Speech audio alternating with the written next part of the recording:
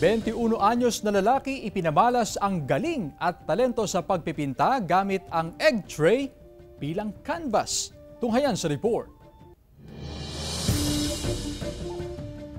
Ang simpleng egg tray, bibigyang kulay ng 21 anyos na lalaki mula sa Barangay Concordia, Bulinaw, Pangasinan.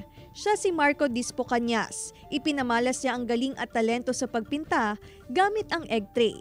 Imbis na itapon ang mga nakatambak na egg tray sa kanilang bahay, naisip niyang gamitin ito bilang canvas. Hindi raw biro ang paggawa ng obra. Kailangan umanong gamitan ng illusion dahil sa mga pakurbang bahagi ng egg tray. Nagsimula pa ako magpinta sa egg tray noong pandemic po. Nakita ko po kasi yung egg tray na nakatambak lang at instead na canvas ang gamitin, yun po yung ginamit ko at doon po nagsimula kung bakit po ako nagpinta sa egg tray at may illusion and trick po kasi napapansin yung isang viewer. Bukod sa menos gastos, nais din ni Marco na makatulong sa kapaligiran at i-recycle ang mga egg tray bilang canvas. Parang ang sekreto ko po doon is yung sipag at tiyaga po doon sa pagpipinta sa egg tray kasi yun nga po, hindi po flat yung surface ng egg tray. Marami po siyang holes na babataas. Medyo mahirap po siyang gawin.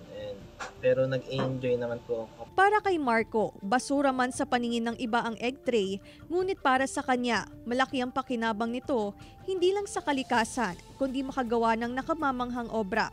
Claire Lacanilaw, 1 North Central Luzon.